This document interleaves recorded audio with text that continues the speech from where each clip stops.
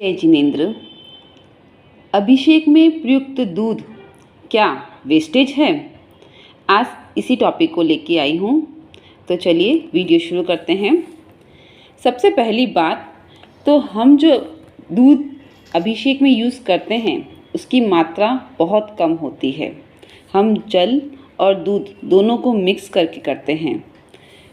यह काम क्यों किया जाता है? यह अभिषेक क्यों किया जाता है? क्योंकि भगवान का अभिषेक करने के लिए देवताओं ने क्षीर समुद्र का जल लिया था। उसी के प्रतीक के रूप में हम सफ़ेद जल का उपयोग करते हैं। जितना दूध यूज़ करते हैं वो तो वेस्टेज ही हुआ ना। वो तो पुजारी के पेट में भी नहीं जाता, पुजारी को भी नहीं मिला, ये बात सही है, लेकिन वेस्टेज नहीं है। चलिए मैं आपसे एक बात पूछती हूँ कि सपोज़ करो कि आपको कोई इंजरी हुई और आपके किसी जानकार व्यक्ति ने बताया कि चावल का आटा, हल्दी और दूध मिक्स करके उसे उस इंजरी पे लगा लो, आपकी इंजरी ठीक हो जाएगी, और वाकई में आपकी इंजरी ठीक हो गई। तो क्या यहाँ चावल का आटा, हल्दी और दूध वेस्टेज था? क्यों? वो किसी के पेट में तो गया नहीं, लेकिन फिर भी उसका बेनिफिट तो आपको मिला, उसका फ़ायदा तो मिला। ठीक उसी तरह अभिषेक की चीज़ भी पेट में जाए ये नेसेसरी नहीं है, लेकिन उसके बेनिफिट्स होते हैं, उसके फ़ायदे होते हैं। अभिषेक के भी बेनिफिट होते हैं। ये कैसे होता है? उपसर्गा यान्ति छिग्नन्ते विघ्नवल्लम मन्न प्रसन्न तामेति, अर्थात हमारी आने वाली सभी आपदाएं का नष्ट हो जाती है, हमारे मार्ग में आने वाली बाधाएं दूर हो जाती है और मन प्रसन्न हो जाता है।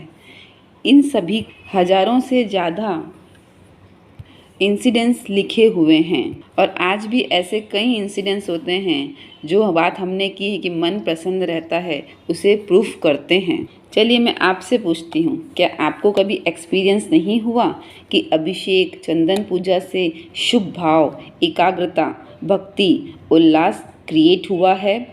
हमारी आत्मा में कर्म क्षय, दोष क्षय, सुख प्राप्ति, दुख नाश, सद्गति और मोक्ष का लाभ प्राप्त हुआ है। साथ ही पूरे एनवायरनमेंट में शुभ परमाणुओं का संचार होकर पवित्र भाव, वाणी, कार्यों की प्रेरणा मिली हो। मॉडर्न साइंस भी इसका बहुत बड़ा प्रूफ है।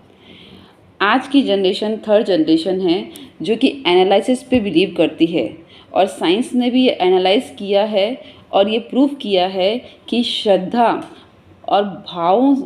श्रद्धा भावों को पावरफुल इम्पैक्ट देती है।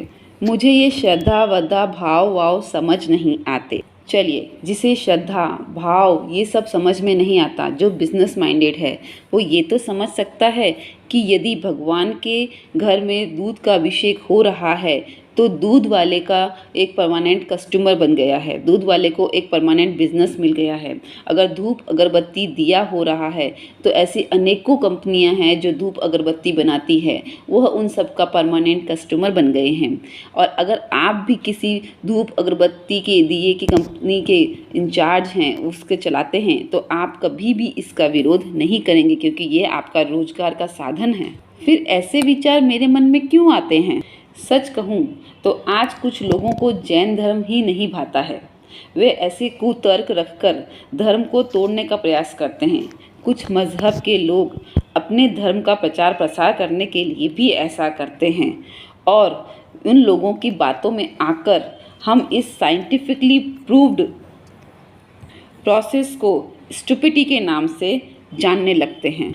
अब जहाँ तक बात आती है वेस्टेज की, तो करोड़ों कप चाय डांबर के रोड पे गिरा देना ये वेस्टेज नहीं है। शादी में स्टेज के पीछे लाखों का खर्च कर देना ये वेस्टेज नहीं है। परेड में सैकड़ों करोड़ों रुपए का खर्च कर देना ये वेस्टेज नहीं है। दूध के दाम बढ़ाने के लिए हजारों टन दूध गटर में बहा देना ये वेस्टेज नहीं है। मुंबई में प्रति वर्ष 1.5 लाख किलो फ्रूट और वेजिटेबल्स वेस्ट होते हैं, किसी के पेट में नहीं जाते हैं। बेंगलोर में एक साल में लगभग कितने टन मैरिज फूड वेस्टेज होता है, और जहां विदेशों में टमाटर फेस्टिवल के नाम पे लाखों टन टमाटर वेस्ट कर दिए जाते हैं। चॉकलेट फेस्टिवल के नाम पे हजारों टन चॉकलेट लोगों के मुंह पे लगा के वेस्ट कर दी जाती है। संरक्षण के अभाव में भारत के प्रतिवर्ष किसानों के द्वारा जो मेहनत से उगाया गया अनाज है वो वेस्टेज हो जाता है। तो ये सब वेस्टेज नहीं है। और तो और इस वेस्टेज में क्रूरता है, लापरवाही है, पागलपन है, अविवेकता है। लेकिन भगवान के सामने रखे गए फ्रूट्स में, फ्रूट्स में लाख गुना अच्छे हैं। उसमें विवेकता है, समझदारी है, पवित्रता है, शुद्धता है, और इसमें कोई लॉस नहीं, बेनिफिट्स हैं। जो पैसा मैं मंदिर में चढ़ाती हूँ वो भिखारियों को दे देते हैं, एटलीस्ट उनका पेट तो भरेगा। ऊपरी दृष्टि से देखा जाए तो दया के रूप में हम भिखारियों को कुछ दे देते हैं, लेकिन जैनिज़्म ने हमें सुप्रीम विज़न दिया है। उन्होंने हमें क्लियरिटी दिखाई है। और जो व्यक्ति देरासर में के टोटल टाइम पीरियड में आता है और भक्ति भाव से भगवान की उपासना करता है, उसे अब तक इस भव में और आने वाले किसी भव में भी भिखारी का भव नहीं मिलेगा। यह जैनिज़्म निर्धारित कर देता है, क्योंकि हम समझ जाते हैं हाथ फैलाना हमारी नियति नहीं है। और जिस भिखारी को हम दे रहे हैं वो तो आज भी भिखारी है और ज़िंदगी भर भिखारी रहेगा। अगर उसे देना है तो जैनिज़्म का ज्ञान दो। अब लास्ट बट नॉट लीस्ट, देरासर जाने से और देरासर नहीं जाने से देरासर को कुछ नुकसान नहीं होगा, नुकसान आपको होगा। क्योंकि derasar is the better than hospital, जो रोग और दुर्घटना होने ही नहीं देते। Derasar is the better than university, जो बेरोजगारी फैलने ही नहीं देते, यहाँ तक कि किसी को भूखा सोने नहीं देते। Derasar is the better than public place, जो हमें पीस, प्लेजर और कोल्डनेस देते हैं, जो पार्क में भी नहीं मिलती। Derasar is the better than fire brigade, जो घर में आग ही लगने नहीं देती। Derasar is a better than distribution, क्योंकि जो प्रभु के सम्मुख आता है वो पुण्य के बाद मनुष्य को किसी भी चीज़ की आवश्यकता नहीं होती, वो तो खुद देने के लिए आगे बढ़ जाता है।